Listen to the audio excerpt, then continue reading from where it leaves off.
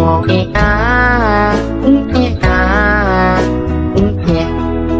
been a really, really messed up week.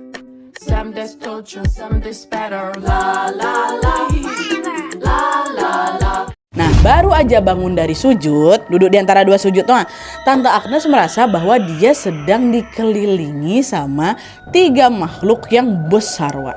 Ada satu di depan, satu di kanan dia, satu di kiri. Baru bangun dari sujud tuh, ya. Nah, waktu itu Tante langsung ngebatin, astagfirullahaladzim, ini apa nih? Apa aku salah lihat apa ya? Apa nih? Kok ada sesuatu di depan sama kanan kiri aku? Hey, wassalamualaikum warahmatullahi wabarakatuh. Terima kasih sudah klik video ini.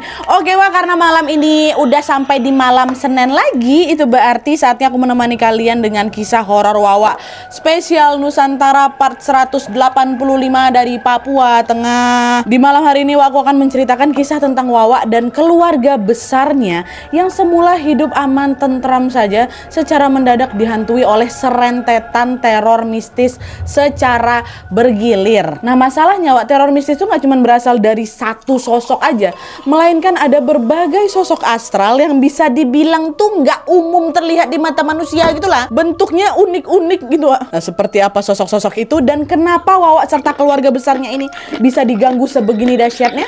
Tanpa berlama-lama kita langsung masuk aja ke ceritanya ya. Cekirat. Tapi tunggu sebentar, Wak. Sebelum aku masuk ke kisahnya, aku mau sampaikan satu informasi penting nih buat Wawa kesayangan aku semua. Karena di sini aku pengen makin deket dan sharing lebih banyak dengan kalian. Aku mau mengundang kalian untuk bergabung di YouTube membership Nadia Omara. Dengan menjadi YouTube memberku setiap bulannya, Wak, kalian akan mendapatkan pertama, tambahan 1 konten eksklusif dengan experience baru yang tidak biasa.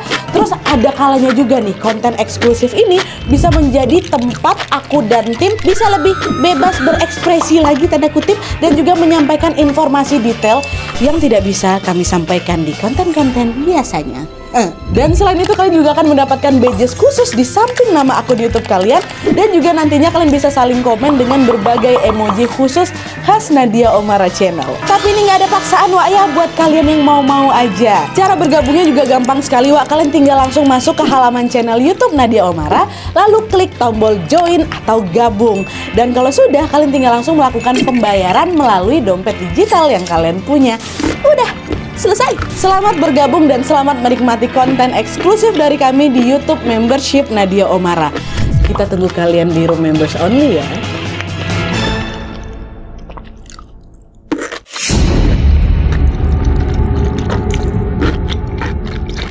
Oke, jadi kisah yang aku bawakan malam ini dikirim sama kita yang bernama Erli dari Nabire, Papua Tengah. Halo Erli. Jadi pengalaman horor yang dialami sama Erli ini melibatkan dia dan juga keluarga besarnya yang memang merupakan keluarga intinya Erli dan juga keluarga sepupunya Erli, which is keluarga tantenya Erli. Ada 2 keluarga gitu. Nah, kita mulai dari keluarga intinya Erli dulu, ya. Jadi Erli ini tinggal di rumahnya bersama bapaknya, ibunya, adeknya si Erli yang bernama Pepi, dan juga kakek neneknya. Jadi di rumah itu ada 6 orang sama si Erli. Nah, terus Erli ini tinggal bersebelahan, Wak, dengan rumah keluarga tantenya Erli yang terdiri dari 5 orang. Ada namanya Tante Agnes, Om Wisnu suaminya, serta ketiga anak mereka. Yang satu namanya Kak Novi, yang kedua namanya Adam, yang ketiga Diva. Ya, jadi 5, 6 dempet-dempetan rumahnya. Enggak dempetan lah, bersebelahan gitu. Nah, teror yang dialami sama mereka ini, Wak, bermula ketika pada suatu sore menjelang maghrib, Erli sama Diva atau anaknya Tante Agnes sepupunya ini lagi main badminton di pos kambling yang memang nggak jauh dari rumah mereka. Nah, pas lagi asik-asiknya main badminton ini, entah kenapa kok bola badminton yang dipukul sama si Diva ini kok terasanya berat kali gitu. Nah, alhasil beberapa kali Diva ini pun kayak ngerasa kesulitan gitulah mengembalikan kok tersebut ke arahnya si Erli lagi. Koknya itu jatuh sebelum dipukul gitu loh, Wak. Kebayang kan? Kayak berat kalinya. Gitu. Nah, belum dipukul lagi ternyata jatuh. Nengok itu Erli langsung protes kan, "Woi Diva, kau tuh bisa main apa enggak ini? Serius lah mainnya. Pukul lah bola tuh yang betul," kata si Erli kan. Erli, koknya ini dari tadi berat kali loh, saya nggak tahu sendiri nih kenapa," katanya. "Ya sudahlah, kita tukar tempat aja," kata Erli. "Kamu pindah ke sini biar aku yang ke sana," katanya. Nah, setelah mereka tukar posisi, mereka pun melanjutkan kembali permainan. Awalnya bisa tuh, Wak, si Erli nggak ngerasa kok ini berat nih. Mereka masih main tangtung, lancar-lancar aja pertamanya. Tapi, Wak, beberapa saat kemudian gantian pula Erli yang ngerasa kok Koknya nih kok berat kali waktu dipukul, persis kayak yang dialami sama sepupunya tadi si Diva. Iya kok jadi kayak berat ya. Nah belum sempat mencerna keanehan itu, Early kembali dikejutkan dengan adanya hembusan angin tepat di belakang tengkuk lehernya. Kayak gitu. Merasakan kejadian yang tiba-tiba kayak gitu, Early refleks lah nengok ke belakang ya kan. Nah pas dia nengok ke belakang itu lah Early melihat ada sesosok makhluk tinggi, besar, dan tubuhnya dipenuhi bulu-bulu hitam yang sangat lebat. Belum sepenuhnya sadar dengan peristiwa mengerikan itu, Early tiba-tiba mendengar si sosok di belakang aku tuh, nah dia ketawa kencang kali. Dan itu yang nengok bukan Early aja loh, Diva yang di seberang tuh juga lihat. Astagfirullahaladzim, Early di belakang kau tuh apa? Katanya nengok itu berdua lah langsung lari sekencang-kencangnya. Untung nggak nge-freeze siapa ini si Early. Berlarilah mereka, kan si Diva lihat juga soalnya. Nah melihat kedua cucunya pulang dengan nafas terengah-engah, nenek nanya, nenek yang tinggal di rumah si Early ini atau Early yang tinggal di rumahnya nenek lah. Nenek nanya kan, kalian ini kenapa lari-larian kayak gitu? Itu nih ada genderuwo di pos kambling, kami nengok dua-duanya katanya. Yang betul. Mungkin kalian salah lihat gitu kan, si nenek berusaha untuk mempositif tinggikan mereka. Betul nek, Diva lihat sendiri dia bukan manusia, matanya merah menyala terus badannya berbulu lebat katanya. Makanya kalian ini janganlah main maghrib gitu, udah sanalah masuk kata si nenek kan. Nah sampai situ Nadia aku sama sepupuku nggak mikir yang gimana-gimana. Baik aku ataupun Diva sama-sama menduga kalau kami ini diganggu memang sama si genderuwo itu gegara main waktu maghrib gitu kan. Which is ini adalah waktu sakral di mana makhluk halus berkeliaran kan. Oh mungkin gara-gara kita maghrib di luar tuh diganggu sama setan kayak gitu. Dan mereka pun akhirnya dengan cepat melupakan kejadian itu. Pertamanya mereka mikir itu aja kan Wak. Ternyata tidak. Dan betul aja beberapa hari kemudian gangguannya ternyata masih berlanjut Wak. Early sama keluarganya ini malah mulai mengalami serangkaian teror mistis di dalam rumah mereka sendiri. Dan orang pertama yang mengalami kejadian horor itu siapa? Neneknya. Yang tadi bilang alah cuma perasaan kalian aja, nenek digangguin juga. Nah jadi ceritanya nih Wak, pada suatu malam nenek ini lagi tertidur nyenyak lagi tuh di dalam kamarnya kan. Nah pas lagi enak-enaknya tidur ini, nenek tiba-tiba ada dengar suara ketukan dari bawah kasurnya nenek.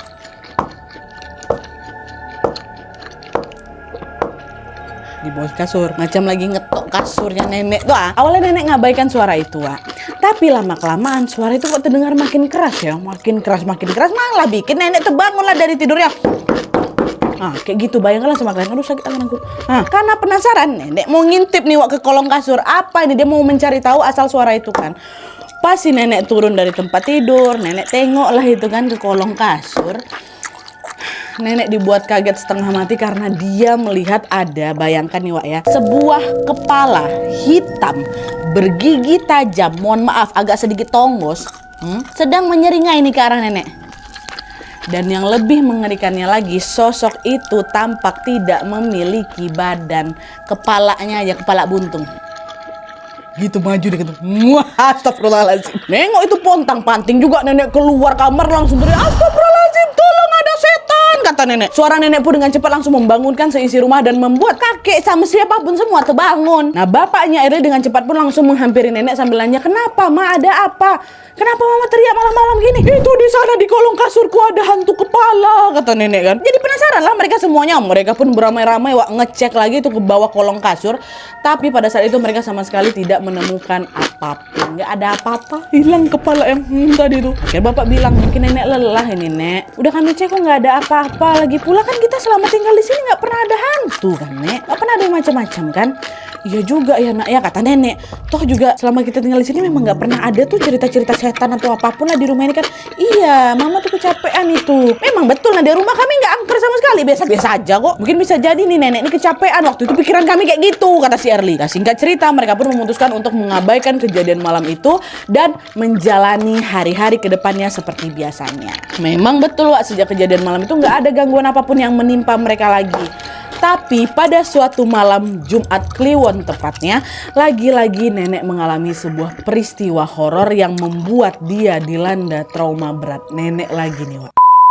Nah jadi ceritanya Wak, pada malam itu ketika sedang tertidur pulas, nenek ini dikejutkan dengan sebuah suara ledakan dari arah jendela kamarnya. Dan karena penasaran nenek beranjaklah itu dari kasur dan mengintip nih dari balik tirai.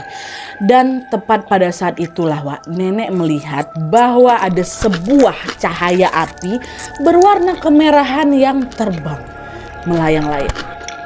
Dan lama-kelamaan api itu berubah jadi sosok makhluk astral. Sosok apa wae? Suanggi. Dan kata Erli, Suanggi ini Nadia secara fisik macam kuyang memang. Jadi cuma kepala sama organ-organ dalamnya aja yang terlihat. Nah itu ditengok sama si nenek. Waktu nenek nengok itu langsung pingsan. Nenek gak sempat lagi teriak pingsan. Dan setelah sadar wak, nenek ini sempat bungkam beberapa lama dan sama sekali gak mau nyeritain kejadian malam itu ke satu rumah itu. Bahkan nih Nat, waktu itu nenek ini sempat dilanda sakit selama 2 bulan berturut-turut gegara apa? Gegara shock berat nengok itu. Berubah langsung nenek aku, dia diam ya, dia shock. Ditanyain nggak mau cerita waktu itu, barulah kesini dia mau cerita. Nah itu tadi ceritanya nenek kan Wak. Setelah nenek yang diteror oleh penampakan gaib itu, sekarang giliran Wawa kita nih si Erli sama sepupunya yang mengalami gangguan mistis.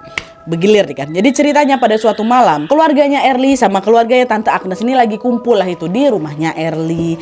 Gak lama kemudian si tante ini bilang minta tolonglah sama si Erli sama Adam anaknya kan, sepupunya si Erli bilang tolonglah ambilkan jeruk di dapur buat kita makan sama-sama di depan nih.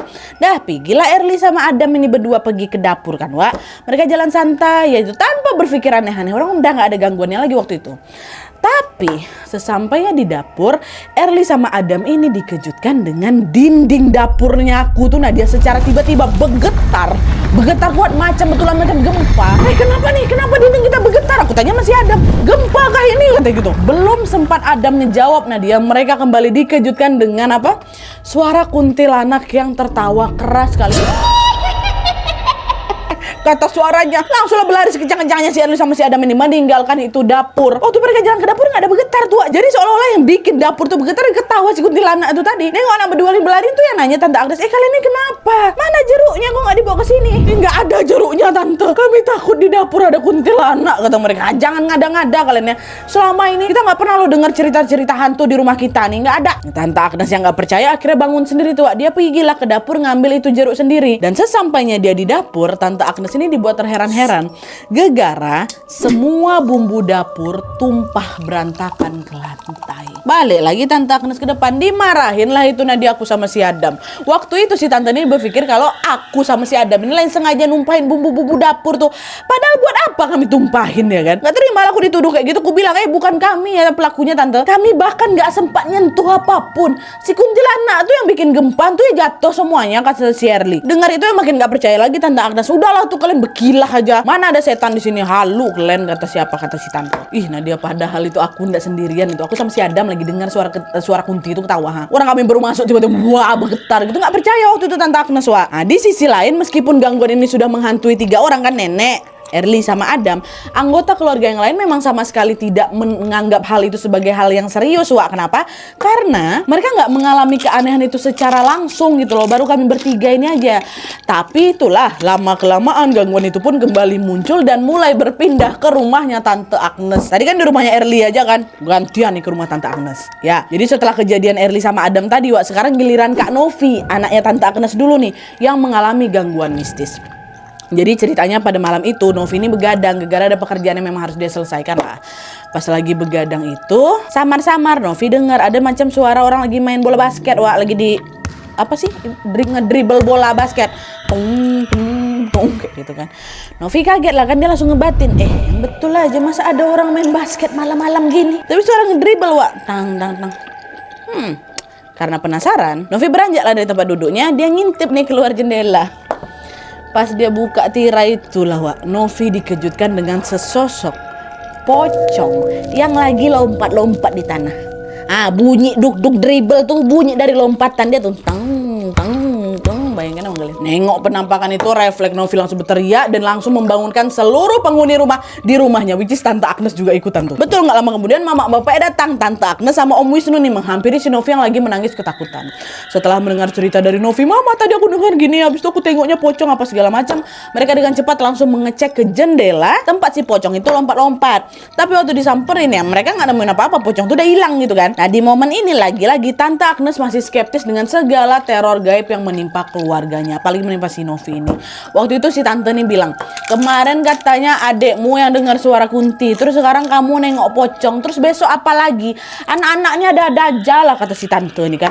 Pokoknya waktu itu Tante Agnes ini betul-betul nggak percaya lah gitu, Wak. Tapi wajar sih, dan karena memang di komplek kami tuh nggak pernah denger cerita ada gangguan setan. Mau di rumah aku, mau di rumah Tante Erli, tetangga-tetangga kami nggak pernah ada. Maka ya itulah mungkin yang bikin Tante Agnes tuh nggak sepercaya itu gitu loh. Tapi sikap Tante Agnes yang bodoh amat itu pun langsung berubah total ketika Tante Agnes sendiri yang mengalami juga sebuah teror menyeramkan.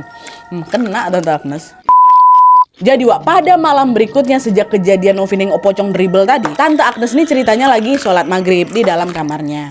Nah, baru aja bangun dari sujud, duduk di antara dua sujud tuh, Tante Agnes merasa bahwa dia sedang dikelilingi sama 3 makhluk yang besar, Wak.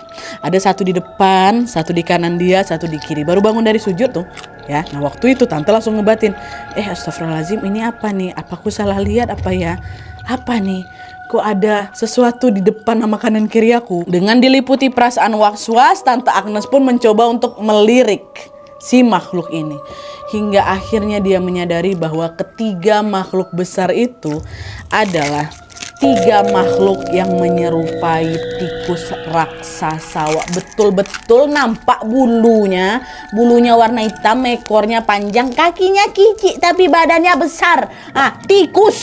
Tikus raksasa. Menyadari hal itu, Tante Agnes pun langsung buru-buru menyelesaikan sholatnya dalam keadaan yang udah gak khusyuk lagi. Dan setelah mengucapkan salam, assalamualaikum, udah gak ada lagi 3 tikus raksasa tuh hilang. Kata Erli, Wak, ya walaupun gak semenyeramkan apa yang kami lihat, nah dia sejak mengalami teror tikus raksasa itu, tanpa diduga-duga Tante Agnes ini dilanda sebuah penyakit yang tidak biasa.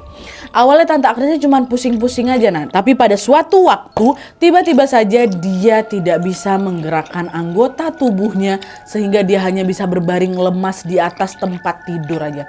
Ini perlu kalian ingat ya, hal ini terjadi secara tiba-tiba. Awalnya Tante Agnes ini sehat-sehat aja, tau-tau nggak bisa bergerak, kayak gitulah. Nah, sementara itu Om Wisnu, suaminya Tante Agnes yang menyadari keanehan yang menimpa istrinya ini pun cepat membawa istrinya ke rumah sakit untuk diobati. Tapi anehnya, Wak, beberapa dokter, nggak satu ya, beberapa dokter yang mereka datangi selalu bilang kalau Tante Agnes ini sehat-sehat aja, secara medis nggak ditemukan penyakit apapun gitu loh, Wak. Alhasil Om Wisnu pun membawa lagi Tante balik ke rumah, diliputi dengan berbagai pertanyaan yang ada di dalam kepalanya. Nah, karena nggak mau terjadi apa-apa sama istrinya, Om Wisnu pun akhirnya memutuskan untuk membawa Tante Agnes ini pulang ke Jawa, which is memang Tante Agnes ini orang Surabaya. Nah, dia bawalah itu balik ke Surabaya kan. Waktu itu Om Wisnu ini mikir, mungkin penyakit istriku nggak terdeteksi karena di Papua fasilitas kesehatannya nggak selengkap di Jawa waktu itu. Cobalah udah aku bawa aja balik ke Jawa, siapa tahu dokter di sana punya jawabannya kan. Dan tuh pergilah Om Wisnu sama Tante Agnes ini kan ke Pulau Jawa, tepatnya ke kota Surabaya. Lalu sesampainya di sana, Om Wisnu langsung membawa Tante untuk berobat di rumah sakit, Wak. Tapi ternyata lagi-lagi keadaan Tante Agnes sama sekali tidak menunjukkan progres yang lebih baik. Nggak juga sembuh-sembuh nih si Tante nih. Nggak juga ditemukan ada penyakit di tubuhnya Tante Agnes yang serius. Nah, di tengah kebingungan itu, sepupunya Om Wisnu menyarankan supaya Tante Agnes ini dibawa ke orang pintar aja lah gitu, orang pintar kenalan si sepupu ini. Karena kepepet, Om Wisnu pun menyetujui saran itu, Wak. Dengan bantuan sepupunya, mereka mendatangi orang pintar yang bernama Mbah Agung, orang pintar kenalan sepupu nih kan. Nah, Mbah Agung pun lalu melakukan beberapa ritual termasuk meruqyah Tante Agnes. Dan setelah ruqyah ini selesai, Mbah Agung pun langsung memanggil Om Wisnu dan mengajak Om Wisnu untuk bicara. Disitulah, Wak, dia menjelaskan penyebab dibalik penyakit yang diderita sama Tante Agnes. Menurut penglihatan saya, Bapak, istri kamu ini diganggu sama siluman monyet yang sudah bersemayam di tubuhnya. Itulah kenapa, Pak, dia ini nggak bisa bergerak karena siluman tadi sengaja bikin fisik istri kamu melemah. Hah, kok bisa, Mbah? Siluman monyet dari mana? Karena kan di rumah kami jarang loh ada gangguan-gangguan mistis, Mbah. Siluman itu adalah sosok kiriman yang sengaja dikirim sama orang dekatmu. Tapi saya sendiri nggak tahu dia ini siapa. Yang jelas dari penglihatan saya, kamu mengenal yang mengirim ini, kata si Mbah Agung. Siapa ya, Mbah? Dia tuh makin penasaran lah si Om Wisnu ini. Tapi di sisi lain setelah diruqyah, alhamdulillahnya Tante Agnes sehat walafiat, Wak. Dia kembali lagi seperti sedia kala. Yang awalnya cuma bisa tiduran di kasur aja, sekarang udah bisa berjalan nih macam biasanya. Dan karena Tante Agnes sudah sembuh, mereka berdua pun akhirnya kembali lagi ke tanah Papua, balik lagi ke rumah. Dah, sampai sini semua orang menganggap kalau gangguan itu sudah selesai dong. Udah selesai diruqyah, udah diusir, Tante Agnes sudah sembuh. Tapi ternyata dugaan mereka salah besar, Wak, karena lagi-lagi keluarga Tante Agnes lah yang kembali mengalami sebuah teror yang sangat-sangat tidak masuk akal. Jadi ceritanya malam itu Om Wisnu lagi pergi, Wak, berjalan kaki dengan ditemani oleh anak bungsunya, yaitu si Dava. Diva yang main badminton pertama sama Wak kita tuh, Wak. Nah awalnya mereka sama sekali nggak ngalamin keanehan apapun, Wak. Tapi entah kenapa Om Wisnu ini merasa bahwa ada sesuatu yang janggal di antara dia sama anaknya. Apa nih ya, kok kayak ada yang aneh gitu kan, kata Om Wisnu. Dan setelah dicari-cari barulah Om Wisnu notice kalau kejanggalan itu adalah bayangan. Bayangan yang harusnya cuma 2 di tanah, ini ada 3, Wak. Ada 3. Kaki siapa nih? Kan cuma aku sama Diva yang jalan dari tadi. Refleks lah Om Wisnu terdorong mau nengok ke belakang kan. Dan disitulah waktu dia nengok ke belakang, dia melihat ada sesosok makhluk tinggi besar, sama yang kayak ditengok Diva sama siapa ini, Diva sama si Erlin pula si Erli. Sosok tinggi besar berbulu lebat bermata merah yang tidak lain tidak bukan adalah genderuwo. Genderuwo yang sama yang waktu kami tengok Nadia, kata si Erlin. Om Wisnu langsung megang Diva, larilah mereka sekencang-kencangnya. Diva nggak tahu apa-apa nih. Dari situlah Om Wisnu langsung berpikiran kalau gangguan yang menimpa mereka sebelum-sebelumnya belum betul-betul tuntas. Wah, sekarang giliran aku nih yang diliatin. Dan untuk menjawab rasa penasarannya, Om Wisnu kembali meminta bantuan Ustadz yang dia datangkan langsung dari Jawa ke Papua. Nah, dia seniat itu, dia saking takutnya. Om aku langsung datangin si Ustadz ini. Tapi Ustadz yang datanginnya bukan Bahagung, Wak, ya, melainkan ada orang baru lagi yang bernama Pak Rusman. Pak Rusman ini didatengin langsung kan.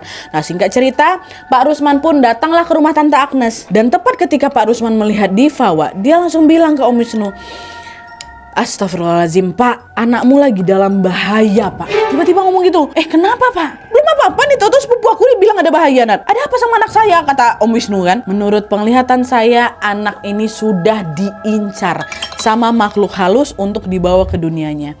Cobalah kalian tengok perutnya. Dia sudah ditandai dan diikat oleh rambut kuntilanak, kata Pak Rusman. Dan untuk membuktikan perkataan Pak Rusman itu, Nadia, Tante Agnes dan kami langsung sedikit menyingkap nih bajunya Diva.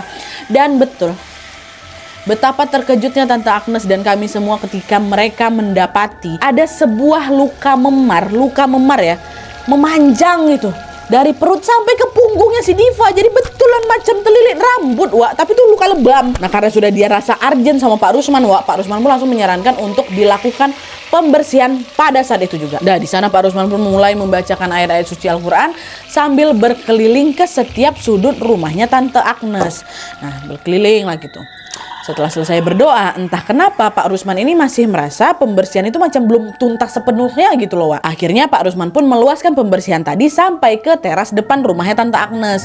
Dan ternyata betul aja, Wak, tidak lama kemudian Pak Rusman menemukan ada sebuah bungkusan kain putih berisi batu ya, yang diduga ini adalah buhul atau benda yang memang udah diisi sama jin kayak itu loh, Wak.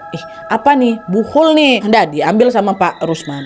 Dan setelah membersihkan rumahnya Om Wisnu, harusnya pembersihan sudah selesai ya. Kan cuman rumah Tante Agnes saja nih yang dirasa ada gangguan. Tapi, Wak, pada saat itu entah kenapa Pak Rusman ini merasa bahwa rumahnya Erli, which is Wawak kita, yang bersebelahan sama rumahnya Om Wisnu, masih ada kaitannya nih dengan gangguan yang ada di rumahnya Om Wisnu. Alhasil Pak Rusman pun meminta izin lah untuk juga membersihkan rumah kami sekaligus Nadia rumahnya si Erli ini.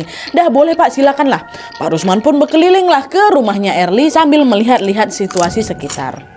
Dan sesaat kemudian Pak Rusman meminta bapakku Nadia buat menggali tanah yang ada di bawah jendela kamar kami. Dan setelah tanah galian itu digali, terbuka, mereka semua melihat ada seonggok kain putih yang lagi-lagi diduga itu apa? Buhul. Oh, ada buhul lagi nih. Karena penasaran, bapaknya Erli pun dibukanya lah bungkusan itu. Tadi kan isinya batu, Wak, yang ada di rumahnya Tante Agnes ya kan. Ini paling batu lagi atau apa gitu. Kau tahu, Nat, waktu bungkusan yang ada di rumah aku terbuka, isinya apa? Tulang jari manusia. Tulang jari manusia, Wak. Belum sempat mencerna keanehan itu, mereka kembali dikejutkan ketika Pak Rusman bilang apa? Ini semua belum selesai ya. Masih ada satu makhluk lagi yang bersembunyi di rumah ini. Dan dialah makhluk paling kuat di antara makhluk-makhluk halus yang lain yang selama ini ngeganggu kalian. Sembunyi di mana dia, Pak? Paniklah semua. Pak, tolonglah Pak, diusir segera biar keluarga kami nggak kenapa-napa, kata bapaknya Erli kan. Nah, nggak lama setelah itu Pak Rusman langsung semua keluarga berkumpul di sini. Semua anak nenek, tante aku, kakek, semua mama, adik-adik aku, anak-anak, semuanya lah itu tadi. Di situ Pak Rusman memplototi satu-satu muka mereka. Perhatikan satu-satu gitu kan, nenek, kakek, mamaku, semua lah pokok diplototin sama Pak Rusman itu. Tapi giliran Pak Rusman melihat Pepi, siapa Pepi ini?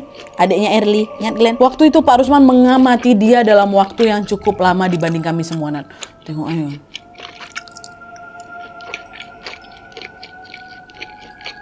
Setelah melihat Pepi, dari sanalah Pak Rusman menyadari kalau sosok paling kuat itu bersembunyi di dalam tubuhnya Pepi. Jadi bukan di buhul lagi, Wak, di sosok adek aku, Nat. Dengan segera di situ Pak Rusman langsung membacakan doa-doa untuk mengeluarkan sosok itu dari tubuhnya Pepi, Wak. Tapi Pepi waktu itu ya normal-normal aja, tapi tanpa dia sadari dia sudah ada makhluk yang bersarang di tubuhnya gitu. Dan betul, Wak, setelah mulai dia ruqyah kayak gitu sama Pak Rusman, barulah sosok yang ada dalam tubuhnya Pepi itu speak up, memberontak dia. Berani-beraninya kau mengusir aku. Dia milikku, dia sudah menjadi bagianku sekarang, kata dia. Dia bukan punya kau, setan, kata Pak Rusman. Bukan punya kau. Cepat kau pergi dari tubuh anak ini, kata si Pak Rusman kan. Nah, singkat cerita, setelah melalui proses ruqyah yang cukup sulit waktu itu Nadia, alhamdulillahnya sosok ini akhirnya bisa dikeluarkan sama Pak Rusman. Dan tepat setelah ruqyah itu selesai Nadia, aku dan keluargaku baru menyadari Pak Rusman yang sedari tadi macam gak disentuh sama siapapun. Pak Rusman yang baca-bacain ke si Pepi kan, yang dari tadi gak ada yang nyentuh, nggak ada yang megang Pak Rusman. Entah kenapa waktu itu setelah ruqyah ini selesai, pipi sama lehernya Pak Rusman itu Nadia terluka parah, macam dicakar, luka macam habis dicakar sama hewan buas, Wak. Nggak ada yang nyentuh dia tuh, tahu lu. Lebam-lebam. Nah, belum sempat mencerna keanehan itu, Erli sama keluarga besarnya kembali dikejutkan dengan perkataannya Pak Rusman yang bilang anak ini atau Pepi sudah digerogoti sama makhluk itu. Kalau saja kita telat tadi, anak ini bisa nggak selamat, kata Pak Rusman. Astagfirullahaladzim, Pak, kenapa kami semua terus-terusan diganggu nih, Pak? Apa ada yang sengaja neror kami gitu kan? Iya, emang ada. Pelaku dari teror ini adalah tetanggamu yang menargetkan keluargamu untuk dijadikan tumbal dari pesugihan yang dia lakukan. Awalnya dia memang menargetkan istrimu, Wisnu, which is apa, Tante Agnes. Tapi karena gagal, dia kembali mengincar anakmu dan juga para keponakanmu. Dan tepat setelah mendengar cerita itu Nadia, pikiran kami pun langsung mengarah ke satu orang, yaitu tetangga kami yang kita sebut aja namanya Pak Beno. Karena memang selama ini mereka sering mendengar desas-desus yang konon katanya Pak Beno ini adalah pelaku ritual pesugihan. Bahkan beberapa tahun yang lalu Nadia ya, Pak Beno ini sempat loh diarak sama warga dan diancam mau dibakar hidup-hidup gegara perbuatan itu. Udah mau digituin masa, Wak. Tapi pada saat itu mereka menganggap kalau berita tentang Pak Beno pesugihan tuh ya udah cuma sebatas rumor aja. Kenapa? Karena Pak Beno sama keluarga kami ini baik kali, orangnya ramah kali dia. Pokoknya dari luar Pak Beno ini nggak kelihatan kayak orang yang berniat jahat, Nat. Tapi meskipun demikian, mereka semua pada saat itu terasa teryakinkan setelah Pak Rusman pun menyerahkan sebuah botol yang diduga berisi setan atau jin kiriman dari Pak Beno ke dalamnya. Saat itu Pak Rusman yang bilang kalau di dalam botol itu berisi berbagai macam rupa setan lah. Dari kuntilanak yang kau tengok, pocong, genderuwo, tikus, raksasa. Pokoknya semua hantu yang menghantui kalian sejak awal tadi tuh, ini ada dalam botol nih. Itu kata apa? Kata si Pak Rusman, itulah kiriman dari Pak Beno tuh. Dan setelah menyerahkan botol yang berisi para makhluk ini, Wak, Pak Rusman pun meminta Om Wisnu untuk membuang botol tersebut ke sungai dengan sebuah cara yang khusus, yaitu dengan cara membelakangi sungai, dan ketika melempar dilarang menoleh ke belakang. Jadi macam orang mau lempar buket bunga waktu pernikahan tuh. Dilempar kayak gitu. Dan singkat cerita, Om Wisnu pun menjalankan perintah Pak Rusman persis seperti yang diperintahkan.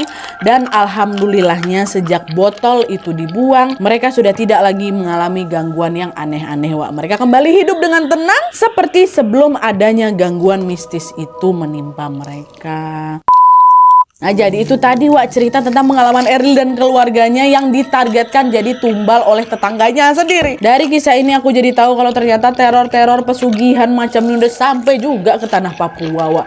Memang betul ya, niat buruk seseorang itu tidak terlepas dari mana dia tinggal. Dimanapun kita berada pasti ada aja orang yang memang berniat buruk, Wak. Semoga kita semua senantiasa dilindungi oleh Allah Subhanahu wa taala dan dijauhkan dari segala macam gangguan setan yang ada di muka bumi ini. Amin ya rabbal alamin. Oke, Wak, jadi sekian dulu videonya. Terima kasih banyak yang sudah menonton. Kalau kalian suka video ini, klik like-nya. Jangan lupa komen di bawah untuk ide dan saran-saran untuk video selanjutnya. Jangan lupa nyalain notifikasinya supaya kalian tahu kalau upload video baru. And as always, jangan lupa untuk klik tombol subscribe supaya kalian sama-sama tahu informasi menarik dan menegangkan dari channel aku. See you next video, Wak. Bye.